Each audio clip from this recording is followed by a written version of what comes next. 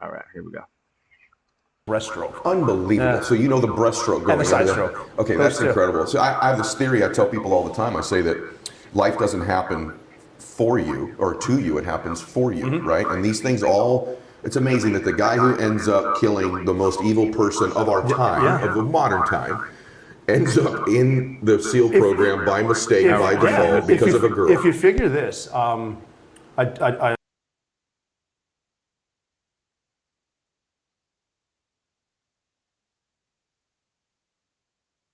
a semi-decent shaped white kid that can't swim from Butte, Montana, becomes a Navy SEAL and ends up in Bin Laden's bedroom just because of a positive attitude. Doesn't matter what you look like or where you're. I'm gonna run this back just a little bit for you guys, so you guys can hear. We didn't know I was coming in. I just went in. But we good now. We good. Because of the girl. Yeah. Oh my God. And that story's kind of common. Well, both of them, that people went to join the Army, but they weren't there and they joined the Marine Corps. Yeah. And like, it's so funny, like 80% of the all-volunteer military is there because someone dumped them. That's unbelievable. And men and women both. And you became a Navy SEAL but couldn't swim. Well, I learned, I had 5 months from the time I signed till the time I left, and I had a friend I went to high school with who swam at Notre Dame.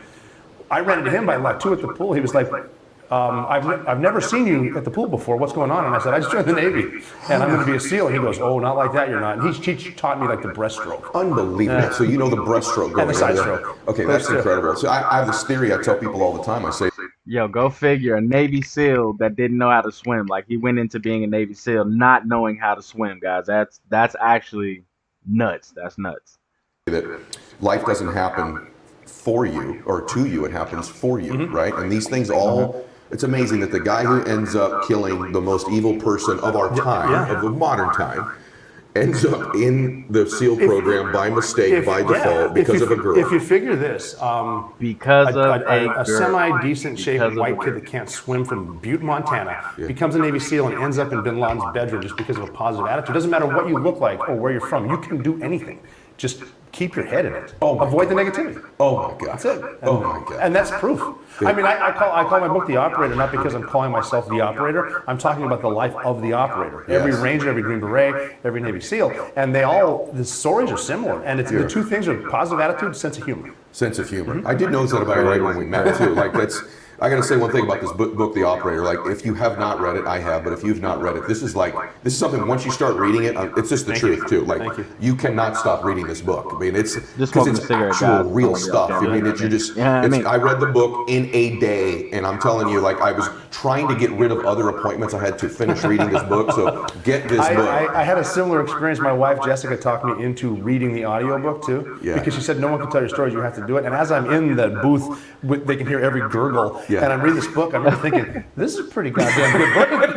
No, it's your own life. It's mine. This is pretty good. Okay, so now we know that life definitely happens for us, and that also the big things in our life never show up the way we envision them. And like, in other words, when you were a 12-year-old boy, this was your dream, your picture of what was going to be a defining moment of your life was not being in a room with Osama bin Laden, right? This is how amazing how when you just chase your dream, bust your ass, have positive attitude. Even being at a SEAL team that could potentially get bin Laden when we didn't know where the hell he was, and we're in Iraq fighting, and we would mess with people. I was a battlefield interrogator, which means you take the house down, you get the men, and you question them. Basically, you're not waterboarding or any of that stuff, but I remember like messing with guys, and I would say like, who's the man of the house? Where's the mosque? And I would say, where's Osama bin Laden? And we would both laugh like, no one knows where he is. So even as a member of that SEAL team, it's incredible. We're not going to I'm never going to get him. That's incredible. I'm never going to be there. It's going to be the Army guys that get him. That's incredible. Okay, but you do get him.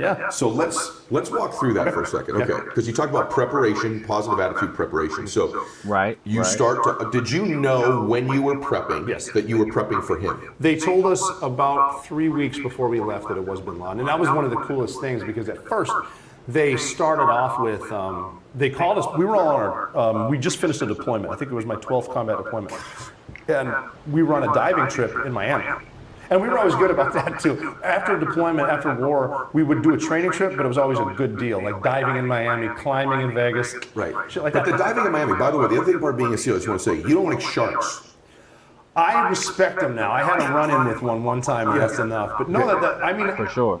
Anyone that's been in the ocean has had a positive encounter with a shark and don't realize it.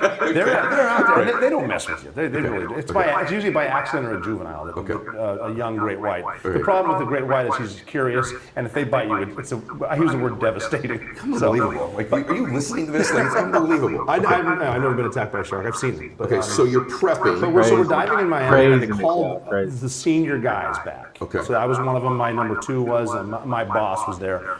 And we sat in a room, and the first thing they said is, well, here's the deal. This isn't a drill. We found a thing, and this thing is in a house. And this house is in a bowl in some mountains near a lake in a country, and you guys are going to fly in there, and you're going to get this thing, and you're going to bring it back. And that's it. And so it actually started off, okay, no problem. What's the thing? Can't tell you. Okay. Where's the bowl? Can't tell you. What country? Can't tell you. How are we getting there? Can't tell you. And then we're like, how much air support do we have? And they said, well, none. And we're like, well, at least that's an answer. So we assumed it was Gaddafi. Dang, that's crazy. Because the Arab Spring just started. It's March 2011. Can't get a straight answer. Not even go kill Gaddafi, like recover him or whatever they want to do. But then eventually we started to put 2 and 2 together, and they drove us down to. They gave us a day at home with our kids, and we drove down. And then And again, guys, commanding I officer came across this from our SEAL interview team, yesterday. he walked in but the room as calm as ever and said, "All right, guys, the reason you're here is this is as close as we've ever been to Osama bin Laden." What happened to your body when you heard that? A little bit of goosebumps, but I've heard reports of cheers and high fives. I looked around and everyone is professional. These are very professional Navy SEALs. And their first question was, "Cool, are we going right now? Let's do it. We're ready." And they said, "Well, no, we need to show you everything." And then there are like 5 options. Are we going to bomb them this way, bomb them that way? And they actually said, "Are you going to do a multilateral mission with the Pakistani military?" And everyone laughed, like, seriously? Right. You tell them that we're going to get bin Laden. He is gone. You will never find him. And then they wanted us to train as a unilateral option. So the powers that be wanted to see us train. I understand that. We knew we could go. We've been doing it every night for years. Okay. So we just started training. They had a site there, and we're training on it, whatever. And we went there. We went to a place out west that I'm not allowed to talk about.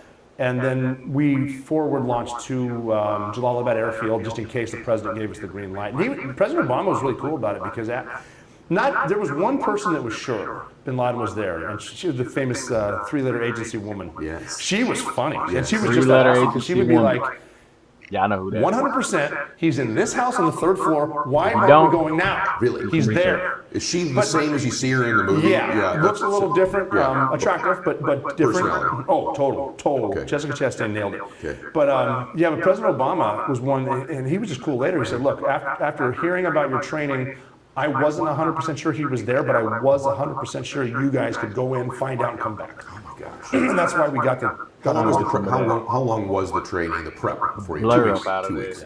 And so then do you ultimately end up getting a phone call? Do they gather you in a room and say we're going tomorrow, or what? Well, happens? we trained in 2 different areas. We had to train on those stealth helicopters that the pilots who don't get nearly enough credit because they'd never flown those before. Yeah. Didn't know about those before. Yeah. But we knew we were going to go over there. I think it was on a Monday or a Tuesday, just to be there in case they call us. We're ready to launch from. Just make sure y'all pay attention to the interview. You know what I'm saying? I've seen it, And but so it's for we you knew we were guys. going, we forward stage, and that that's when we said goodbye to the kids. I'm just trying to get a couple. Which is hard because we didn't think we were coming back from that mission. We thought it was if we get the green light, it's a one-way mission.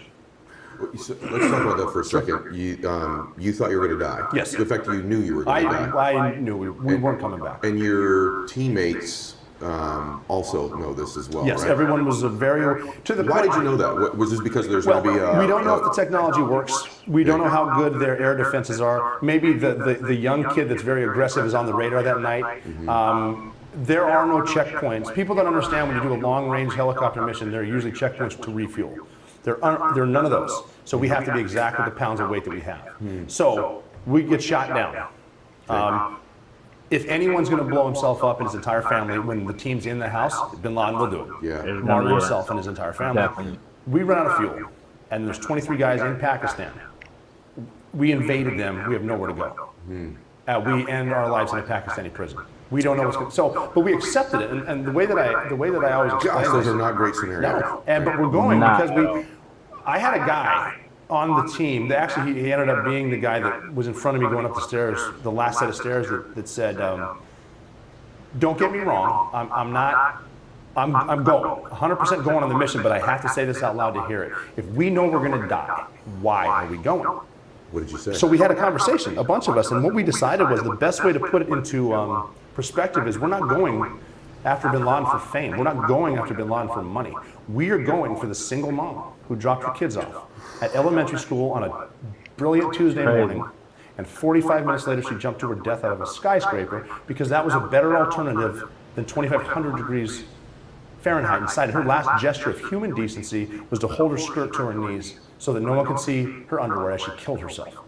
And we said, she wasn't supposed to do that. She's not supposed to be in the fight. We're supposed to be in the fight, and that's why we're going. Oh my God. And then if you think about it too, it's almost like the Braveheart speech. If I could give every day from being 34 to 90, if I lived to 90 and I look back on that one day and I didn't go, I would give all those days to go on this mission. This is why we're here. This is what we're doing. This is why we joined. This is not a movie, though. You're real men. Oh, yeah. And these are real decisions. And it was just, it wasn't fear on this one. It was, Is that right? It was focus. And even when we launched, it wasn't because we've been to war. Every single guy had hundreds of missions. Yeah. But before this one, we all hugged each other. And it just. Did you really? Oh, yeah. And you said earlier, I was going to ask you about this, because I say good night to my children, Yes. but I'm going to see them again. You've literally said goodbye. Goodbye. Looking him in the eyes. And you're 11 to there's one daughter that was always involved. I have 3 daughters. I don't want to talk about them too much for obvious reasons here, but one was just there all the time. And Hang on, guys. I'm getting when I this left sound for that, figured she out. was Hang on. And I wrote her a letter, but I didn't write it. The 7-year-old. I wrote it to the 27-year-old. I'm really sorry I missed your wedding. I know you were beautiful. Thank you for taking care of your sisters. There we go. What we did was noble. And just me see if you guys can one of still my hear. regrets in life is that when I get when I finished these letters, I wrote them to everybody in my family. I had to hand them to. I had to find someone I could trust on the base Because the guys going with you They're aren't gonna coming die. back either. Yeah. They're dying too. Oh my gosh. And definite instructions what to do when you'll. He didn't even know what we were doing. You couldn't tell him? But it's like you'll know. You need to keep these. As soon as I got back, I shredded them, and I wish I would have kept them. You wish you would have kept Yeah, those. I just Your don't want boy figured it out, man. Y'all gotta stop playing while we That's gotta learning be an it. You go amazing educational purposes experience only, even to this baby. day, to have been writing those letters and thinking It's we're a tough. dying. Tears are hitting the page. Is that right? Yeah. And this is something they're going to keep forever. Oh my gosh. Yeah, of course they are. And I'm you're- writing this is the turn his last voice down a communication bit. with them, and then, but then we're on, and it's just. All right. I mean, it was. Think we good, y'all. The Think we feeling good. was so cool because when President George Bush addressed the world on 9/11, his quote, and I have a tattoo, it says, "Freedom itself was attacked this morning by a faceless coward, and freedom will be defended." And when he said freedom will be defended, he meant everyone, and that team represented everyone. Oh my gosh, brother. Not crazy. Unbelievable. That's the intensity that we weren't scared. You I mean, weren't scared. We were fired up. You were going there to Oh, die, yeah. but you were fired up and focused. But we're going to right? kill him too, You're gonna kill and he him, too. deserves it. Oh my gosh. So you get the call, All right, let's and get now, as I understand it, there's this Took me a minute to helicopter figure it ride out. over. Sorry, It's not a guys, short but- one. 90 minutes. It's 90 minutes, Bear with right? me. And so there's all kinds of situations that could happen on the way over there as well. I'm Well, curious. that's where the pilots come in too, because Okay. they're flying very low.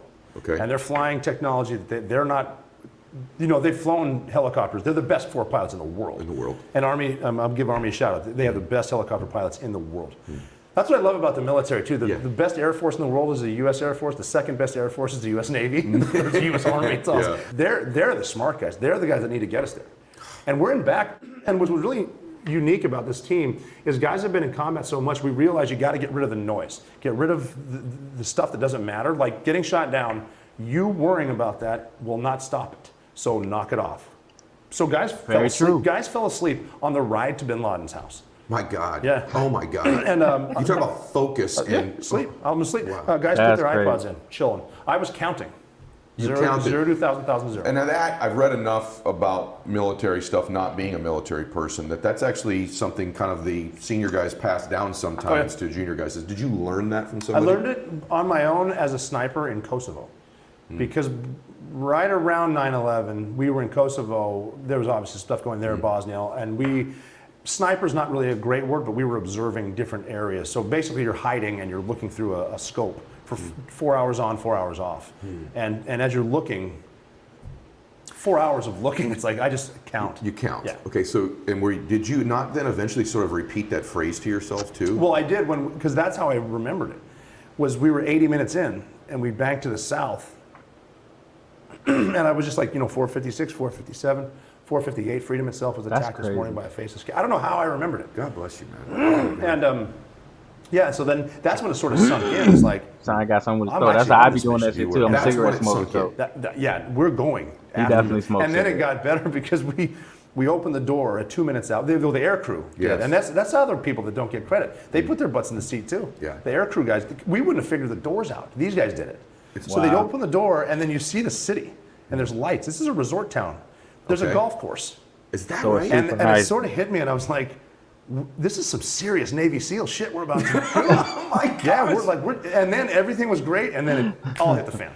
Helicopter crash landed in the front yard. Yes. And did you know that though? No. You didn't know that. So everyone understand this. So the helicopter in front of you crashed. This was clearly not part of the plan. It was a correct? crash landing. Crash landing. It Because crashed on the wall or something, yeah, didn't it? the pilot was Man, so that's good crazy. that in less than a second, he realized he couldn't hover.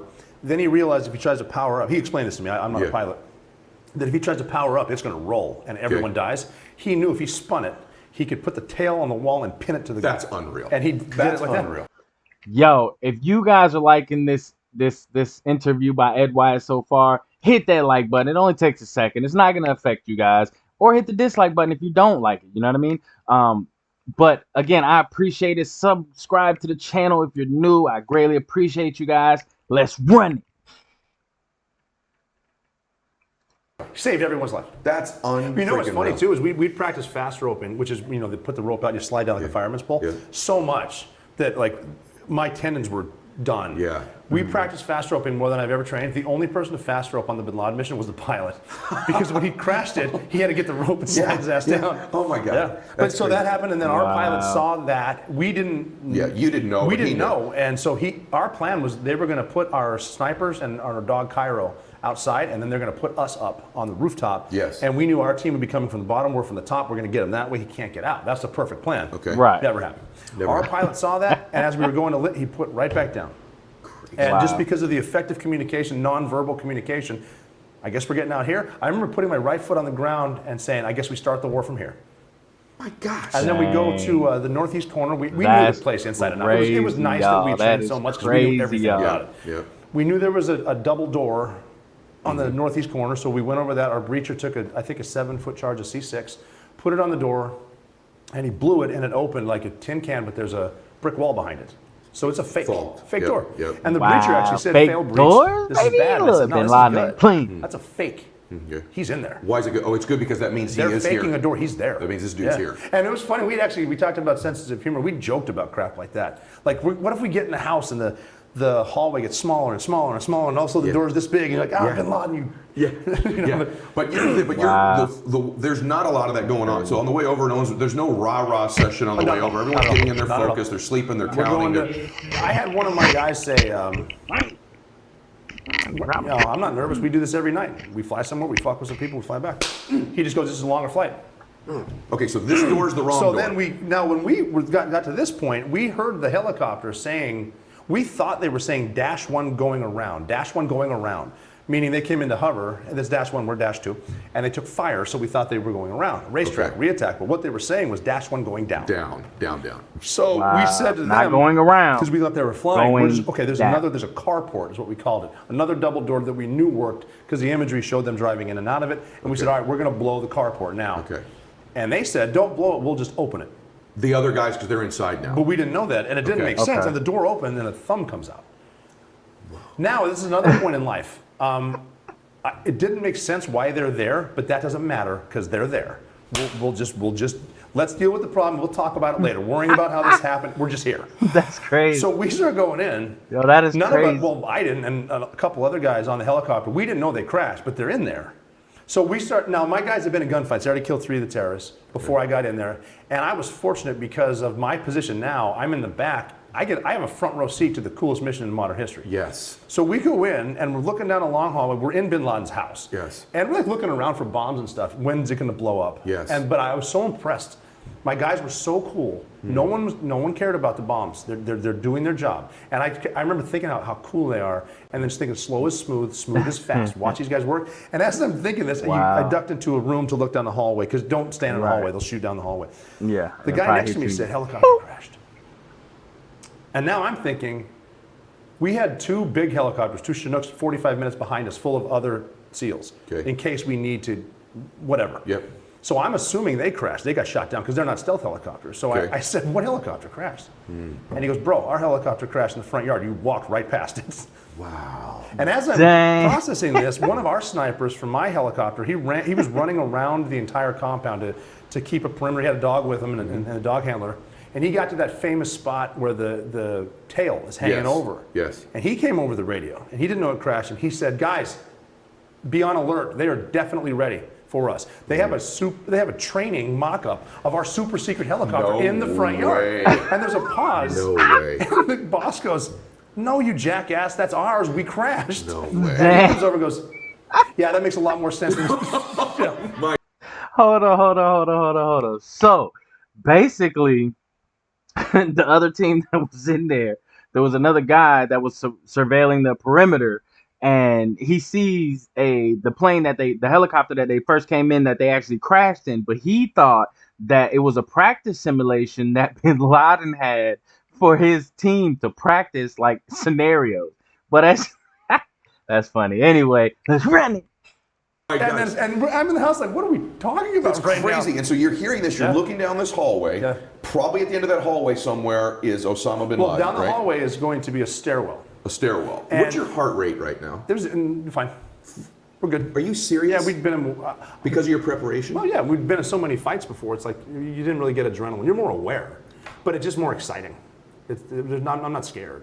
Okay. At this point, but there's a series of emotions that happen right here because the female analyst who found Bin Laden said, "I don't know what the inside of the house looks like, but you will find some stairs. And when you find the stairs, you will run into Khalid Bin Laden, who's 20 years old, his son. Yeah. And here's how cool she was. 20 years old. She said, that will be the last line of defense. If you eliminate that threat, you will get a shot at the big guy. That's awesome. Okay. So we got in through the door. They breached it. We're going up the stairs. Okay. And I'm about eight guys back. So I'm still in the back. They saw Khalid. He was armed, and he ducked behind a banister. Okay. Now it's dark. It's very quiet. We don't talk to each other. And there's a guy up front, the point man. And normally in an urban environment, in a house, fighting upstairs, I'm going to grab all the guys back and let like 2 or 3 handle it. Because if they chuck a grenade, they come down. Right. Don't fight up. And Right. For sure. but now I'm like, I'm gonna die anyway, and I gotta watch this. I gotta see how is he gonna pin the thing? Was he gonna run at him? And we're just sitting there, and he whispered to Khalid. He said, "Khalid, come here. Khalid, come here." In 2 different languages. He knew "come here" in Urdu and Arabic. Is that why he was where he was? No, he just was that smart of an operator. Wow. And that confused Khalid. So Khalid leaned his head over to ask what, and he shot him. Oh my gosh. I never would have thought Wow. of that. That's brilliant. That was the coolest thing I'd ever seen in my life. All right, so if you guys did not hear the significance of what just happened, so when him and the lead went up the stairs, they seen the 20-year-old Khalid Bin Laden, yeah, whatever his name is, Khalid, whatever. So he ducked his head behind the rail, and as he ducked his head behind the rail, the lead point said Khalid in 2 different languages, which prompted curiosity from Khalid to look over the railing, and as he looked over to see who that was, bah, gone. Crazy. Anyway, let's run it. Life up until about a minute About what's later. about to happen, right? So we go up the stairs, stepped over Khalid, and then we got to the 2nd floor, and then there's a final stairwell going up. The point man stayed there staring. He's gonna keep security, and other guys are gonna clear the 2nd floor because you don't want to move past it. Clear that, and then that's everyone in front of me, and I'm the last guy. I ended up what we call the 2-man. So the 1 man's there, I'm the 2-man, and that's when I put my hand on his shoulder because his job is to look forward, my job is to look behind us. And when we have enough guys, I will squeeze you so you know without looking, it's time to go. But it's just us. Wow. We're out of guys. We don't have enough guys in a house this big. And he started talking. He's like, "Hey, we got to go. We got to get up there because there's a curtain at the top of the stairs." And he's seeing people moving behind it. They've got to be suicide bombers. Maybe we can beat them. Maybe we can beat them. So he's convincing me we got to go. And finally, and I don't know what he was thinking. He's just a complete badass. But I wasn't thinking bravery. I'm thinking, all right, we're going to get blown up now, and I'm tired of thinking about it. Let's get it over with. And so I squeezed him. Went up the stairs. Let's go. Let's go. Him and me. What? Went up the stairs, he opened the curtain, and there was 2 or 3 people that turned out to be women, but when they're suicide bombers, it doesn't matter. Yeah. So he jumped on them, and he tackled them. He's dying. He's jumping on the grenade. He thinks he's dying. Yes. He's jumping on the grenade. Absorbing Bravery. as much of the blast as Bravery. he can for the guy behind him. Courage. He didn't know it was me. So because, and this is simply how I got there, because he went that way, Team my player. job is to go that way based on our tactics. I wasn't bravado. I just turned and there's Osama bin Laden standing there. And he's got his hands on his wife's That's shoulders. crazy. And he's sort of pushing her. I don't know what he's doing, but when I go through the rules of engagement, the levels, escalation of force, I can close my eyes and see it. He's taller than I thought. He's skinnier than I thought. That his beard is shorter and gray.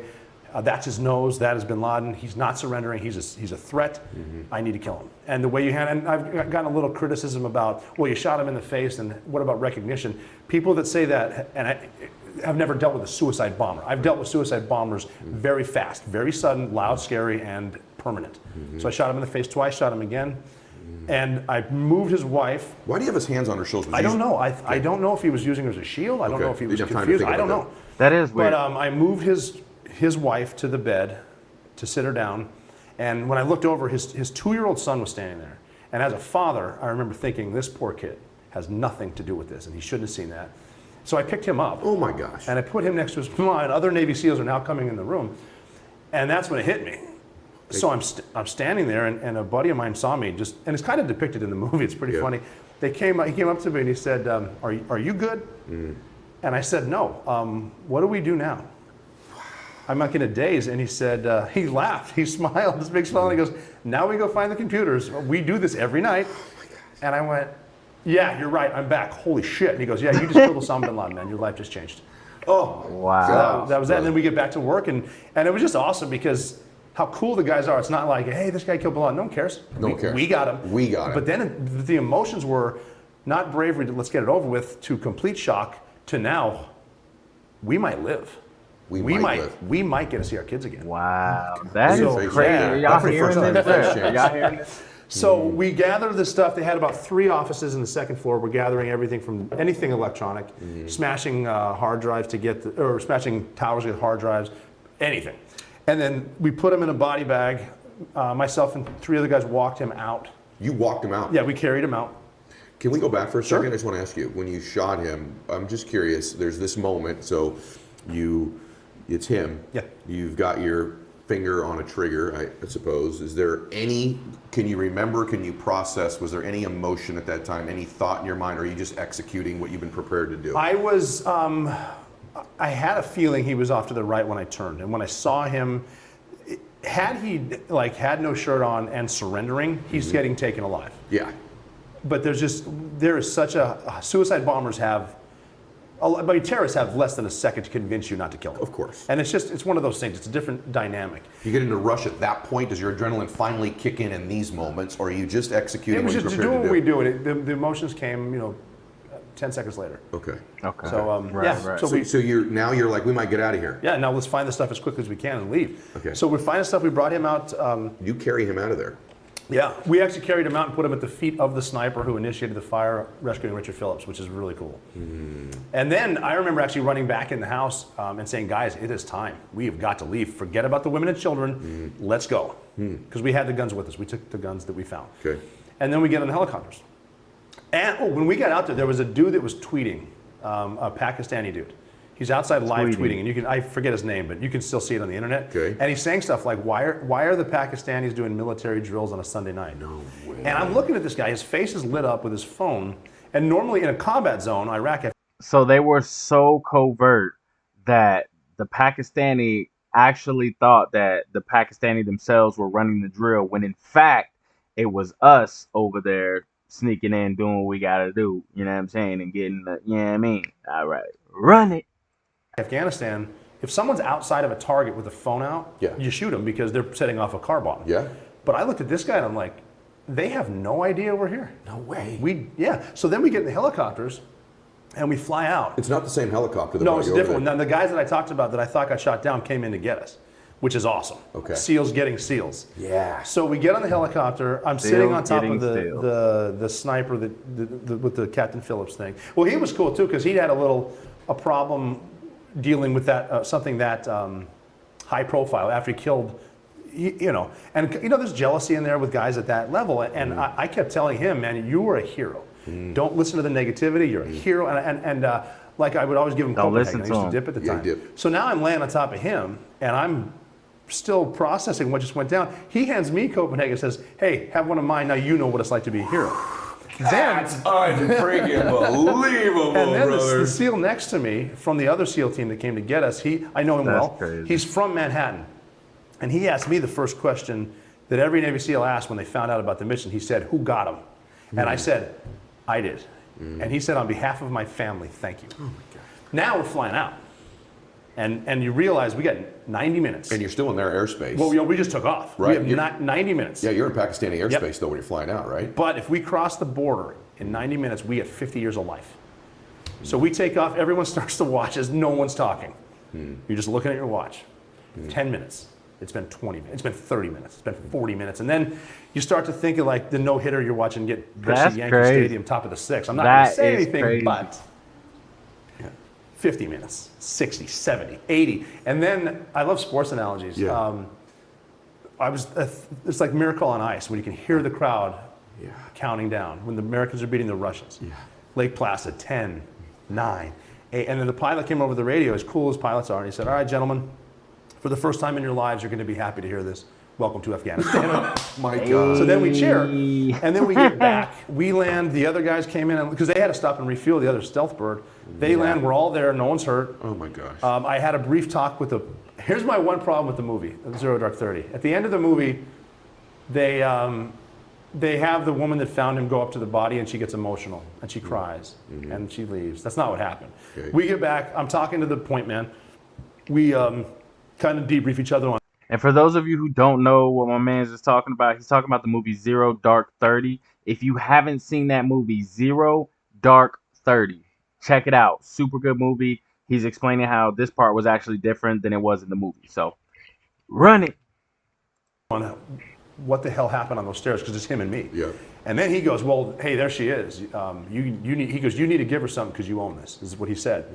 So we walk over, and I pulled the magazine out of my gun, holding the bullets to kill bin Laden. I jacked the last one out, and I said, do you have room for this in your backpack? And she looked up cool as ever. She goes, yeah, I think so. Then we were the ones that walked her over to the body. And as we're walking over, it's starting to sink in that this woman gave her life for him. She, no husband, no kids, 20-hour days for years to find this guy. Dang. Then it's like, well, this is For historic years. too. This is like This Iwo lady Jima. spent This years. is Normandy. This is Washington crossing the Delaware to fight the Hessians. So I got to say something cool. So we walk over and we look down, and all I said was, "Is that your guy?" She looked down for a second and a half and said, "Well, I guess I'm out of a fucking job." Did you really say that? Yeah, isn't that awesome? Come on. That's how cool she was. This is the best story I've Oh, ever heard. man. Yo, that is crazy. The lady said, I guess I'm out of a fucking job. Wow. Come on now. She been searching for this man for years. So, and then she finally caught him. So, I mean, you know, at the end of the day, if you catch your bad guy, why is this on my damn? If you catch your bad guy, I mean, what else is there for you to do? You done caught your bad guy. Anyway, run it. No, it's the best story of all time. So It's here's the best story of all time. Thank Hands you. down. I mean, Thank you. Hands It's down. incredible I what agree. happened. And what's cool is I I just agree. got to watch everything. Like the guys were working. I turned a corner, shot 3 times, and we left. Well, brother, okay. Nice You should try. have seen. You Nice should have try. seen those guys breaking those doors down. Yeah. So cool. But one quick yeah. thing just about the families, because Yeah. we got back to see the kids. We were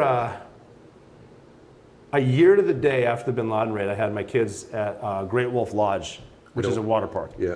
And we have the news on 1-year anniversary. We're all getting changed to go swim, have a great day, and they got beer there, so I'm excited. Yeah. And the news is on, and they said, okay, it's the 1-year anniversary of the night Bin Laden was killed. So we're taking viewer email right now. The best story of where you were when you found out Bin Laden was dead.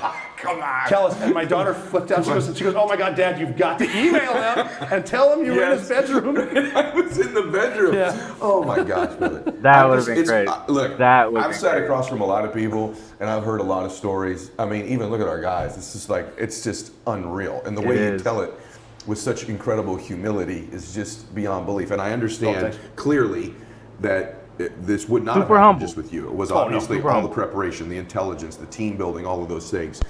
But it's hard even for me to process how humble you are about having. I mean, first I want to thank you It's an honor. on behalf of appreciate all that. of these families who lost so many people, and it's just unreal to me that the caliber of man that's involved in this mission and how humble they are about it just absolutely blows my mind. I'm looking at even our folks. It's just unreal. And to this day, That's that you crazy, still have this sense of humility about it. Yeah. Oh, I mean, it was obvious that the team, the people that found him, the pilots, like the guys that went in. We're smart enough to carry guns and a sledgehammer, and we got. I mean, obviously, I'm down talking that, but the guys there were just, the team was incredible. Who thinks that this guy walks into a military recruiting office, is going to go into a different branch of the military, can't swim, ends up becoming a SEAL, ends up doing 400 different combat missions, probably the most significant of all of them is this one, and you end up being the man God called on, whoever called on, to be the point man to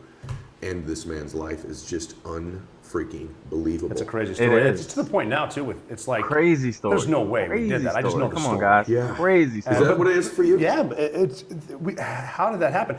I can close my eyes and see it. Again, if you're new, welcome to the Dog Pound. Y'all know what time it is. If you haven't subscribed yet, go ahead and hit that subscribe button. If you like the content, hit that like button. You know what we're going to do as always. Run it!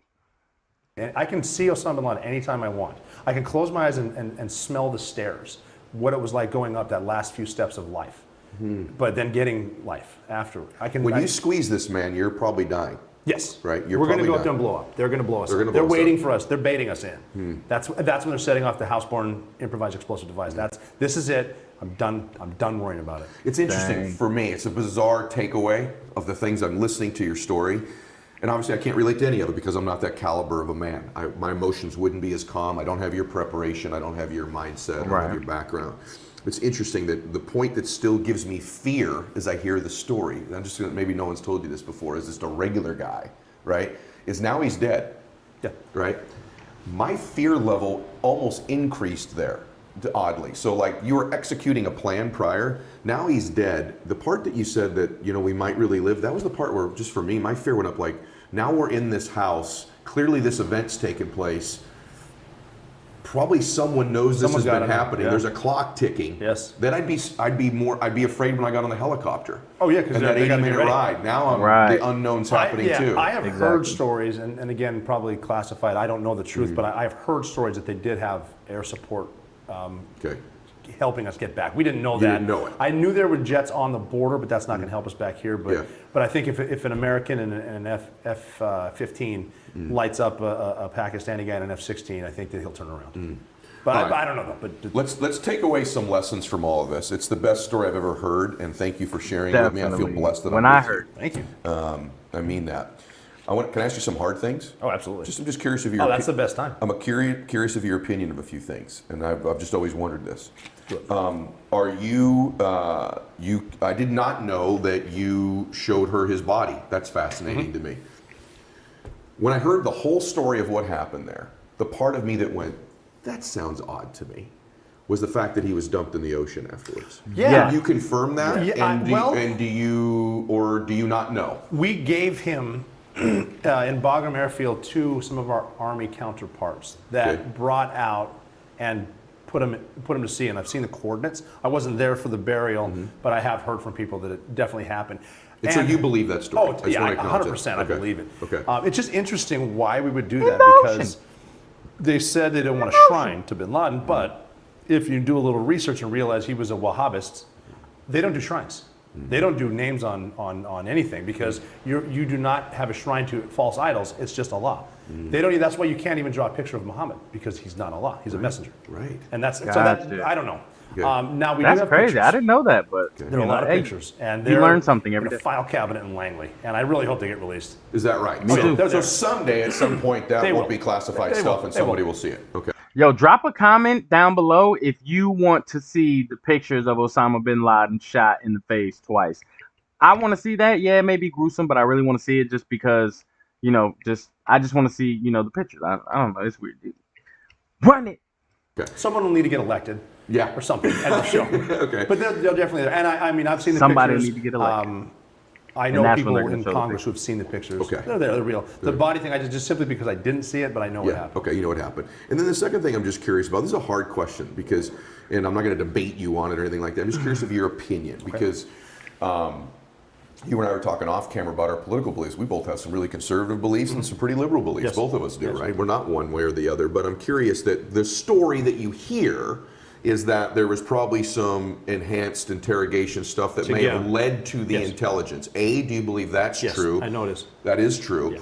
And so how does that paint your feelings about those tactics going? Because right now, and then when this release will be a little bit after, but this is it's a prominent thing right now in the media right now, with a lady heading into the CIA and her taking a lot of flack for those techniques that probably produced the story you just told me. How do you feel about that? Enhanced interrogation works. And it's administered by doctors. Okay. It's not like they have them in a cage and someone's whipping them. All right, just so if you guys don't know what he's talking about enhanced, whatever it was,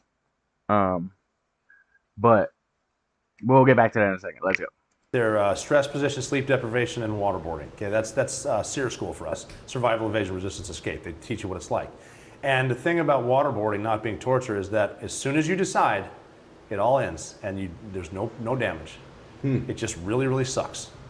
But you figure out, well, if I just tell them stuff, they're going to not do it. Now, torture doesn't work, and I'll admit that, because it's so. But torture's power drills and blow torches, you know. And you're saying anything to make them stop. With waterboarding, it's just over and you're good, and then you have tea. That's it. And even guys like I know the doctor who interrogated Khalid Sheikh Mohammed, the mastermind of 9/11, and what Khalid Sheikh Mohammed and these leaders in Al Qaeda, don't get me wrong, they're very charismatic. And their people love them, and they're true believers. Yes. They're doing it for religious reasons. Yes. And Khalid Sheikh Mohammed said to Dr. Mitchell, I don't know why you guys think you can just come in here and bring cookies and win hearts and minds. He explained to them that this is what we're doing. He cut off Daniel Pearl's head with these blessed hands, is the way he said it. And because he's going to heaven. And it's a very selfish thing to do. And he even asked him to the point where, why do the senior leaders never blow themselves up? Why is it always the junior guys? And he explained it, it's almost like a pyramid scheme, where if you can convince someone to do it, you get more of their heaven. Is that right? I started calling it Amway for Allah.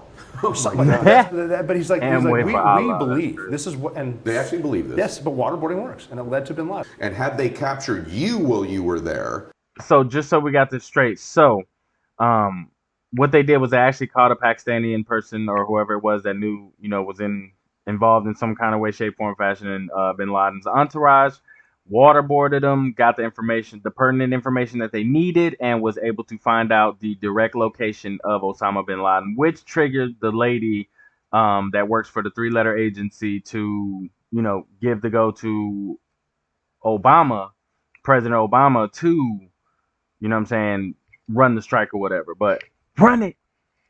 you probably weren't going to just be waterboarded. No. Right? There's If probably they something. capture, well, And I don't mean by just waterboarded, but I there's understand. probably something coming far more severe for We you have a guys. saying that in gunfights, save at least one bullet for yourself, because you do not want to get captured. I mean, just cutting your head off is a nice way out. They're sadistic. And I don't even like thinking about it. That's crazy. Yeah, My man said you're save making a me think about it bullet. as you say it, which, by the way, makes the story more compelling when you squeeze him, because there's all kinds of things that could happen. You could have been blown up there. You could have been captured. It's unbelievable. So thank you so much. Now, I want to continue the conversation a little bit because you have a chance. Wow. This is team Clean. building. Yeah. Okay. Wow. This is leadership. Yeah. This is execution. So there's all kinds of people in the business space that can tell you some. It's sort of silly even to say right now. Some theories about how to build a team and how to execute and how to prep. And then there's like real world business application. And then there's like real world change the world team building, business preparation, and execution of a plan, which is what you've been a part of. And so talk a little bit for a second. First off, in your case, they can learn from you. In other words, you don't have to just watch this interview. They can get access to you. You can come and tell them the different venues just for a second. I want to make sure they know. One is your book, right? Yes. That's a huge place. Second place, though, is you can come speak. Yes. And when he speaks, just so you know, This was a great interview. he's not only a great by speaker, Ed Wyatt. but like good when video. you listen yeah, to him that speak, definitely. you're I agree, going Vamp. to I agree, write Vamp Life. pages Shout of out. stuff. It's not just like anecdotal stories like you've just heard. Every story is related to a point of building a team. So Sorry, I how didn't see that how do they comment. My find bad. you to speak, number one, and where do they find you on social media as well?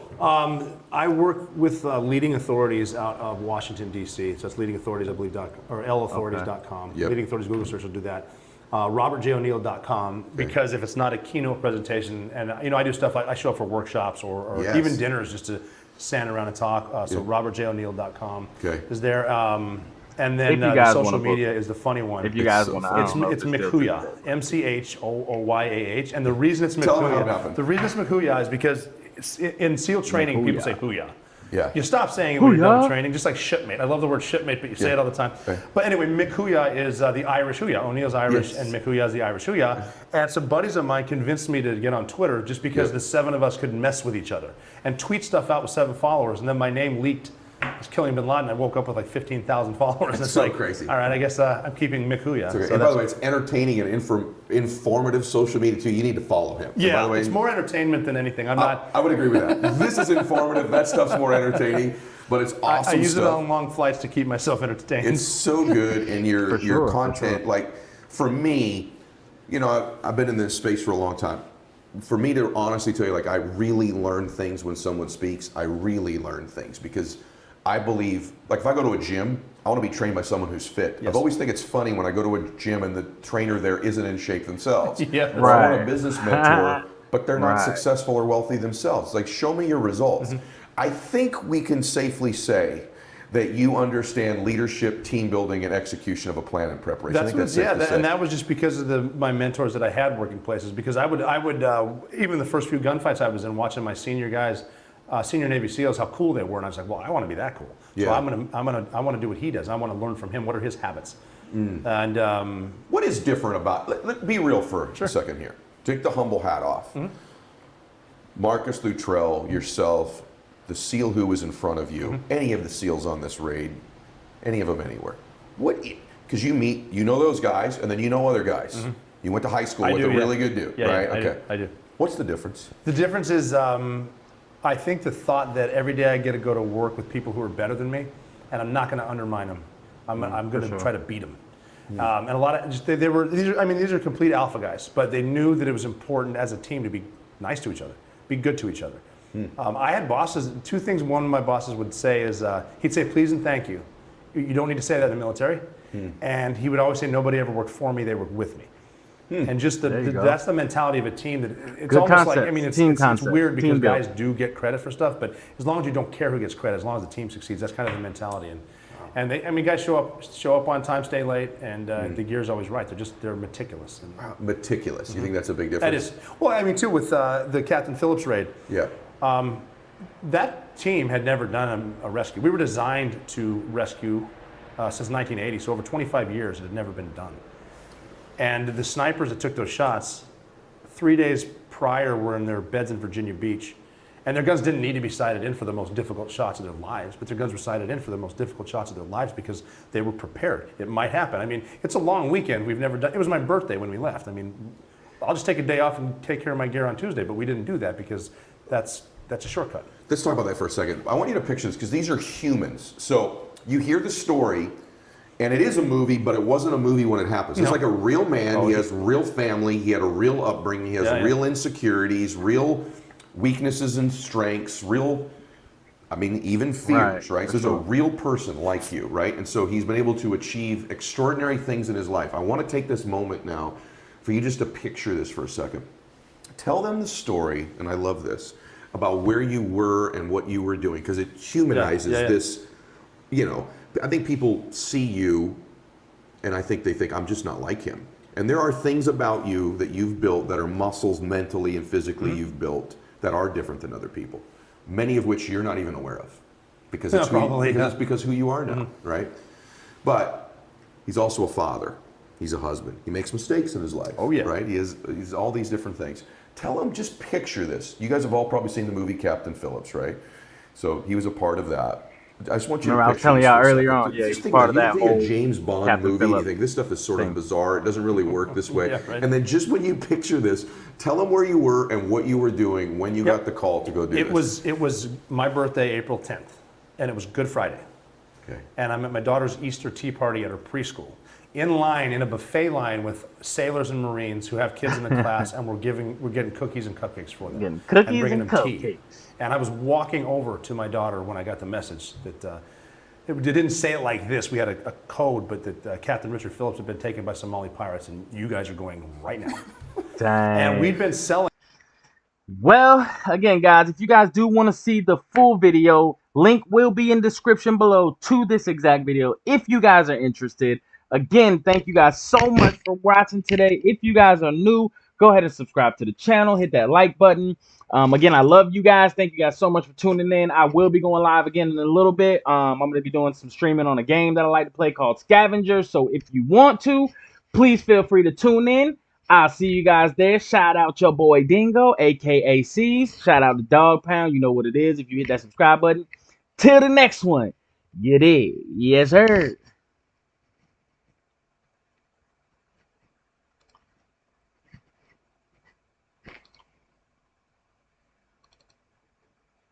Promise you you'll catch me.